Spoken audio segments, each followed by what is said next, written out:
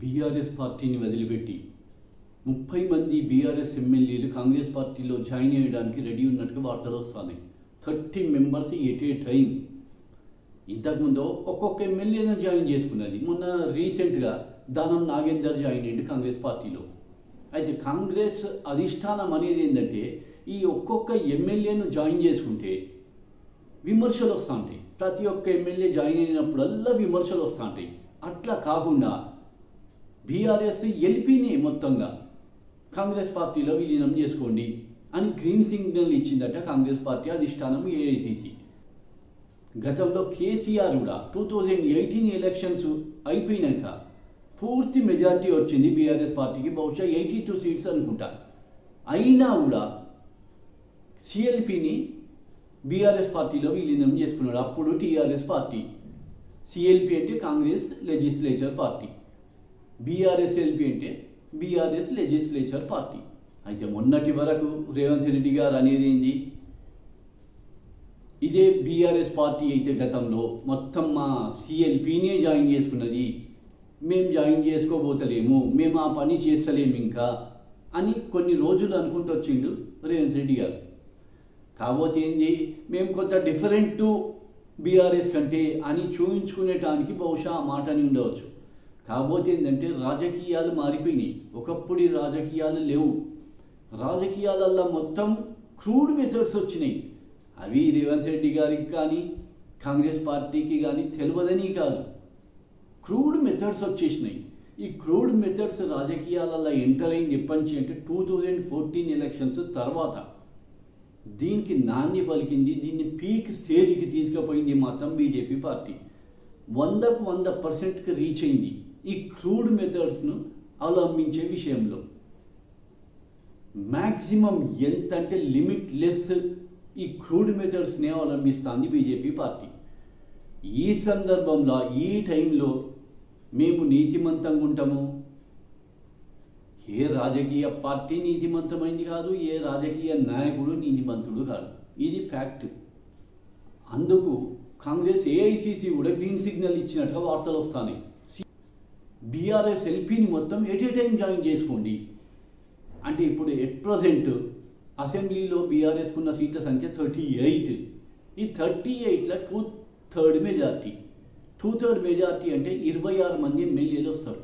ఈ 26 ఎమ్మెల్యేలు కూడా ఒక గ్రూప్గా ఏర్పడి తామంతా పార్టీ మారుతున్నట్టుగా స్పీకర్కి ఒక లెటర్ ఇవ్వాలి.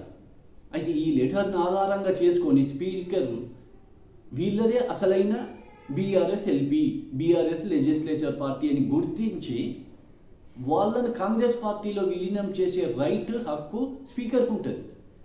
అయితే వచ్చే వార్త ఏంటి అంటే 26 కంటే ఎక్కువ మంది ఉన్నారట బీఆర్ఎస్ పార్టీ నుంచి కాంగ్రెస్ పార్టీలో జాయిన్ అయ్యడానికి. 2018 ఎలక్షన్స్ తర్వాత మంచి మెజార్టీ వచ్చినాక కూడా కేసీఆర్ సిఎల్పిని మొత్తం విలీనం చేసుకున్నాడు. అప్పుడు కేసీఆర్ చెప్పిన నీతి మాటలు, చిలక పలుకులు ఏంటి, వాళ్ళంతా సిఎల్పి కలిసి మా విధానాలు నచ్చితే మేము జాయిన్ చేసుకున్నాం, మేమేం పైసలు పెట్టి కొనలేదు అని చిలక పలుకులు పలికిండు కేసీఆర్ అప్పుడు. ఇప్పుడు కాంగ్రెస్ అదే మాటను రిపీట్ చేయాలి. కాంగ్రెస్ అదే దాంట్లున్నది, రిటర్న్ గిఫ్ట్ ఇచ్చే దాంట్లున్నది. బీఆర్ఎస్ ఎల్పీని మొత్తం జాయిన్ చేసుకొని కేసీఆర్కి ఒక గుణపాఠం చెప్పాలి. నువ్వు ఏదైతే చేసినావో మేము కూడా అదే చేస్తామని చెప్పాలనే దాంట్లోనే ఉన్నది కాంగ్రెస్ పార్టీ. కాకపోతే మధ్యలో కొంత బ్రేక్ వేసిండ్రు. అయితే ఈ ఎలక్షన్స్ దగ్గరికి వస్తున్నాయి కాబట్టి జాయిన్ చేసుకోవచ్చు అని అధిష్టానం నుంచి కూడా వచ్చింది. ఎలక్షన్ల ముందు కాకపోతే సరే తర్వాత అయినా జాయిన్ చేసుకోవచ్చు, కానీ ఇప్పుడు ఎట్లాగూ బీఆర్ఎస్ ఎమ్మెల్యేలను జాయిన్ చేసుకుంటాను. అది ఎలక్షన్ల ముందు జాయిన్ చేసుకుంటే అడ్వాంటేజ్ కదా. అది ఎంపీ సీట్లకు, ఎంపీ ఎలక్షన్స్కు చాలా అడ్వాంటేజ్. అది ముందు చేసుకోవడం బెటర్. అంత అయిపోయినాక, ఎలక్షన్లు అయిపోయినాక జాయిన్ చేసుకుంటే వచ్చే ఫాయిదా కూడా ఏం లేదు. కాకపోతే ఏంటంటే ఏదైనా ఒక రివెంజ్ తీసుకున్నట్టుగా కేసీఆర్ చేసిన పనికి మేము కూడా జవాబు ఇచ్చినాం అని చూపించుకునేటానికే తప్ప ఉపయోగం ఉండదు. ఎలక్షన్స్కి బిఫోర్ అయితేనే కరెక్ట్ అది. మళ్ళీ ఇంకొకటి, ఎలక్షన్స్ జరిగినాక, ఎలక్షన్స్ అయిపోయినాక ఏదైనా జరగవచ్చు. ఆల్రెడీ వాళ్ళు స్టేట్మెంట్ కూడా ఇస్తాను బీఆర్ఎస్ నాయకులు.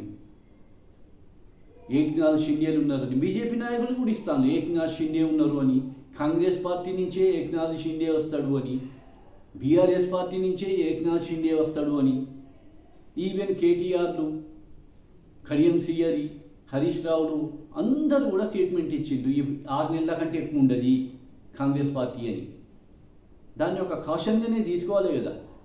అంతే, రాజకీయాలల్లో ఎవరు ముందు అటాక్ చేస్తేనే వాళ్ళది నడుస్తుంది. డిఫెన్స్లో పడిపోయినామా డెత్, అఫెన్స్లోనే ఉండాలి రాజకీయాలల్లో. అఫెన్స్ను విడిచిపెడితే డెత్ అయిపోతుంది. కాంగ్రెస్ పార్టీ పరిస్థితి ఇన్ని రోజులు అదే కదా, పూర్తిగా 100% అఫెన్స్లో పడిపోయింది, నష్టపోయింది కంప్లీట్గా.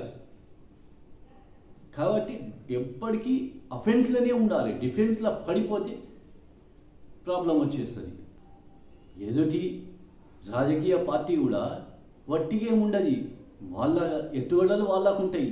వాళ్ళు ఏదో ఒకటి చేయడానికి రెడీ ఉన్నారు, ఆశపడతాను. ఏంటంటే వాళ్ళకు వచ్చిన సీట్ల సంఖ్య తక్కువేం కాదు, 38 వచ్చినాయి, 38, 39 వచ్చినాయి. వాళ్ళకు వచ్చిన సంఖ్య తక్కువేం కాదు. వాళ్ళకి అవసరం ఉన్నాయి కూడా పెద్ద ఎక్కువ సీట్లు కూడా అవసరం లేదు. మ్యాక్సిమం 7-8 సీట్లు అయితే గవర్నమెంట్ ఫామ్ చేస్తుంది. వాళ్ళు హెచ్చరిస్తాను, వార్నింగ్ కూడా ఇస్తాను, 6 నెలల కంటే ఈ గవర్నమెంట్ ఎక్కువ ఉండదు అని. ఇటు బీజేపీ ఏక్నాథ్ షిండేలు వస్తాను అంటాను, అటు నుంచి ఇటు నుంచి.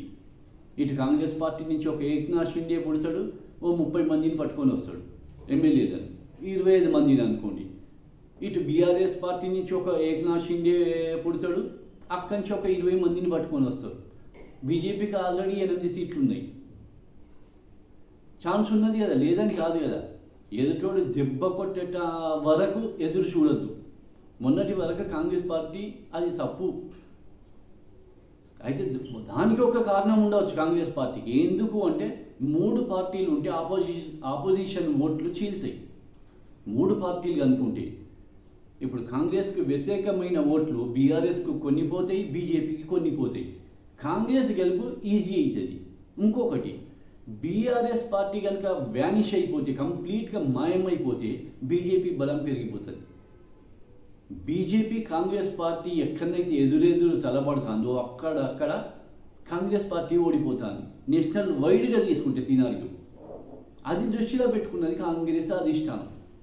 కాకపోతే ఏంటంటే అది తర్వాత విషయం. ఇక్కడ మొదటికి మోసం వస్తుంది కదా, ఆఫ్టర్ పార్లమెంట్ ఎలక్షన్స్ తర్వాత ఏదైనా జరగచ్చు అని లెక్కలేనన్ని వార్తలు వస్తాయి. అంతవరకు ఎదురు చూసుడు అవసరమా? ఎదుటోడుకు దెబ్బ కొట్టే వరకు ఎదురు చూసే అవసరం లేదు కదా. అందుకని డిఫెన్స్లో పడితే డెత్. ఆ ఎదుటోళ్ళు చేసేది ఏదో ముందు కాంగ్రెస్ పార్టీ చేసింది అనుకోండి, అక్కడికి కొంత సబ్సైడ్ అయిపోదా. ఇక బీఆర్ఎస్ ఎల్పీ వచ్చి కాంగ్రెస్ పార్టీలో విలీనం అయిపోయింది అనుకోండి, ఇక బీజేపీకి ఎక్కడ ఛాన్స్ ఉంటుంది? ఇక బీజేపీ ప్రయత్నం కూడా చేయకపోవచ్చు బహుశా. ఇంకెంతమందిని 8 సీట్లు పెట్టుకొని ఎంతమందిని చీల్స్తే వచ్చి గవర్నమెంట్ ఫామ్ అవుతుంది? అది కొంత కష్టమే కదా, దీనికంటే కష్టం. కాబట్టి కాంగ్రెస్ పార్టీ బీఆర్ఎస్ ఎల్పీని విలీనం చేసుకునుడే, అది ఎలక్షన్లకు ముందు విలీనం చేసుకునుడే బెటర్.